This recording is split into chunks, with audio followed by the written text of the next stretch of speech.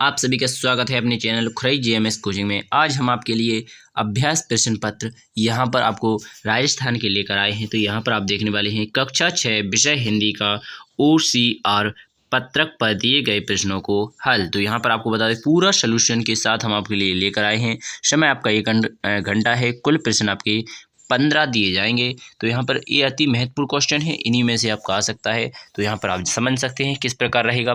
तो चलिए वीडियो को स्टार्ट करते हैं। तो पहला क्वेश्चन लिखा है, कौन सा शब्द वर्णमाला के क्रमानुपात शब्दकोश में सबसे पहले आएगा। तो यहाँ पर आपको बताना है। तो चलिए यानी आप लान पढ़ेंगे। क्या यह बात सही है कि ऊँट अपने कुंवर में पानी रखते हैं। अगर इसका मतलब क्या हो जाएगा, अगर उसे उसकी ज़रूरत पड़े। ठीक है, तो इस प्रकार अगर इसका राइट आंसर हो जाएगा। ठीक है, इसके बाद चलेंगे आप पिताजी को कहते हैं। तो आप जानते हैं आपके पिताजी हैं, पिताजी के पिताजी को आप दादाजी कहते हैं। ठीक है, तो अगर माताजी का पूछा जाता है, माताजी के पिताजी को क्या पूछा जाता है, तो नाना जी पूछा जाता है। माताजी के भाई को क्या कहा जाता है, तो यहाँ पर आप मामा कहते हैं। या आपकी माताजी की बहन को क्या कहा जाता है, तो मौसा। बहन के पति को क्या कहते हैं, तो मौसा जी कहते हैं। ठीक है, तो इस प्रकार आप यहाँ पर समझ सकते हैं। ठीक है, तो चलिए इसके बाद चलेंगे तीसरे क्वेश्चन में। तीसरा क्वेश्चन ये रहा, इसमें लिखा है घर के कार्यों में हमें माता पिता का यहाँ पर सहयोग करना चाहिए। क्या करना चाहिए, सहयोग करना चाहिए, या फिर असहयोग करना चाहिए, या फिर ध्यान नहीं देना चाहिए, या इनमें से कोई नहीं। तो यहाँ पर आपका राइट आंसर हो जाएगा सहयोग करना चाहिए। ठीक है, इसके बाद चलेंगे चौथे क्वेश्चन में, लोकतंत्र का दिवस। तो यहाँ पर स्वतंत्रता 15 अगस्त को मनाया जाता है। लोकतंत्र यानी आपका गणतंत्र दिवस 26 जनवरी को मनाया जाता है। ठीक है, तो यहाँ पर आप ध्यान रखें। तो यहाँ पर आप 30 जनवरी देखेंगे, 30 जनवरी को शहीद दिवस मनाया जाता है। तो आशा करेंगे आप सभी को समझ में आ गया होगा। इसके बाद पांचवा क्वेश्चन भी दिया गया है, इसे भी देख लीजिएगा। पेड़ से क्या रहेगा, यहाँ पर देखो, पेड़ ने पत्ता गिराया नहीं बनेगा। पेड़ में पत्ता गिरता है, नहीं, गलत हो जाएगा। पेड़ को पत्ता गिरता है, नहीं, यहाँ पर पेड़ से पत्ता गिरता है। तो इसका पर राइट आंसर हो जाएगा पेड़ से पत्ता गिरता है। तो चलिए आशा करेंगे समझ में आ गया होगा। चलिए आगे चलते हैं, और भी जो क्वेश्चन उनको भी देखेंगे। तो ये रहा आपका छठवां क्वेश्चन, तो इसको भी कंप्लीट कर लीजिएगा। यहाँ पर लिखा है बकरी शब्द का बहुवचन लिखना है, अर्थात एक है बकरी, बहुत सारी बकरियां बना देना है। तो ये रहा आपका बकरियां। ठीक है, तो यहाँ पर आपको दूसरा क्वेश्चन दिया गया है, यह धरती हमारी महतारी यानी माता जी है। कौन है, माता है। तो इसका राइट आंसर क्या हो जाएगा, यहाँ बक का शब्द अर्थ लिखना है, तो माता इसका राइट आंसर हो जाएगा। इसके बाद आठवां क्वेश्चन दिया गया है, शुद्ध वर्तनी वाला शब्द बताइए। तो बताइए मूंगफली ऐसा लिखा जाता है, या ऐसा लिखा जाता है, यहाँ पर ऐसा या ऐसा। तो आपको यहाँ पर बताना था। तो इसका राइट आंसर आपका हो जाएगा मूंगफली इज द राइट आंसर। इसके बाद चलेगा 9वें क्वेश्चन में। यहाँ पर लिखा है बीमारी से बचने के लिए हमें खाने से पहले, शौच के बाद साबुन से हाथ धोना चाहिए। इसका राइट आंसर हो जाएगा। चलिए नेक्स्ट क्वेश्चन देखिएगा, अर्थात 10वां क्वेश्चन देख लीजिएगा। और यहाँ पर आप देख सकते हैं खुले में शौच नहीं जाना चाहिए, बिल्कुल राइट है। यहाँ पर कूड़े, तो इसके बाद इसका आप मेरे हिसाब से उपयोग सभी लगा लीजिएगा। इसका राइट आंसर आपको इनमें से कोई सभी करना पड़ेंगे काम। ठीक है, तो उपयोग सभी इसका राइट आंसर सही रहेगा। ठीक है, इसके बाद चलेंगे 10वें क्वेश्चन में।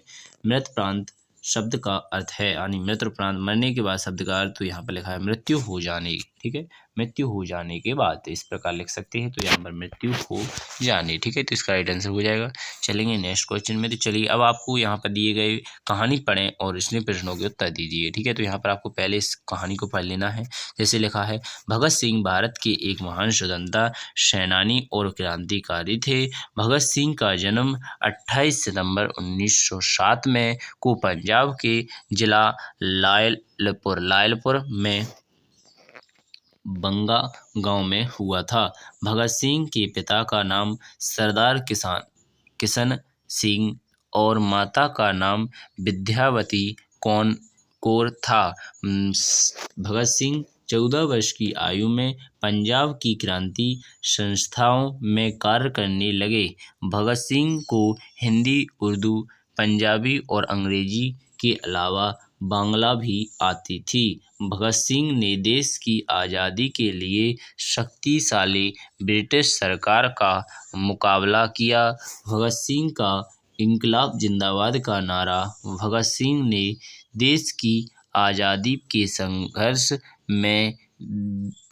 संघर्ष में ऐसे रखे कि पूरा जीवन ही देश को समर्पित कर दिया। तो चलिए पहला क्वेश्चन आपसे पूछ लिया जाएगा।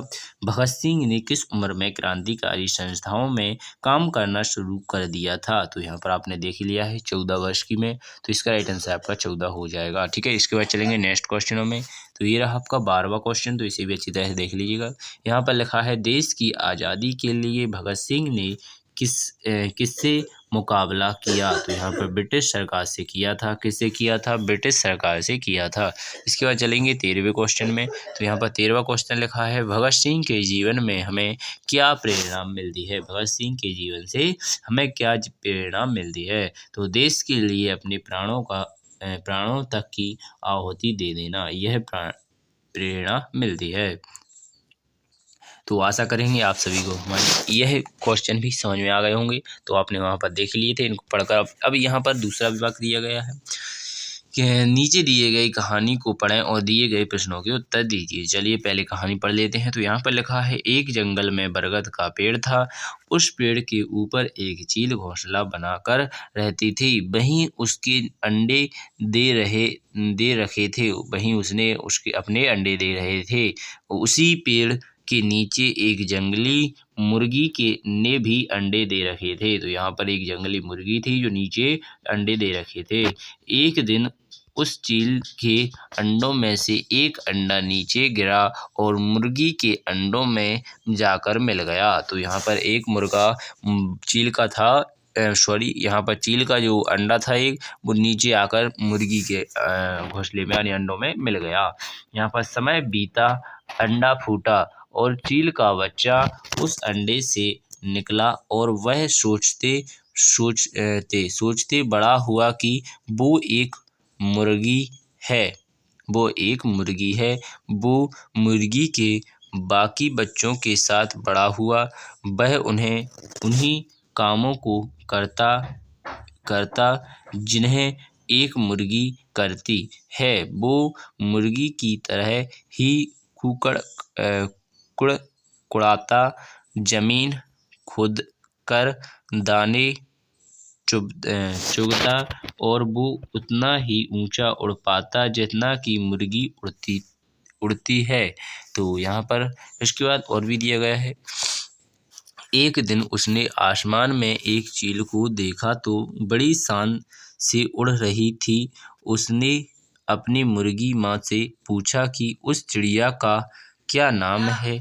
इतना ऊंचा एक नौ बड़ी शान से उड़ रही है।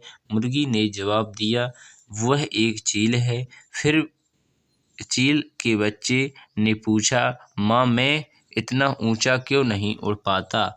मुर्गी बोली, तुम इतना ऊंचा नहीं उड़ सकते क्योंकि तुम एक मुर्गी हो। उसने मुर्गी की बात मान ली और मुर्गी की जिंदगी जीता हुआ एक दिन मर गया। तो यहाँ पर क्वेश्चन दिया गया है चील का घोंसला कहाँ पर स्थित था? तो चील का घोंसला एक बरगद के वृक्ष पर स्थित था।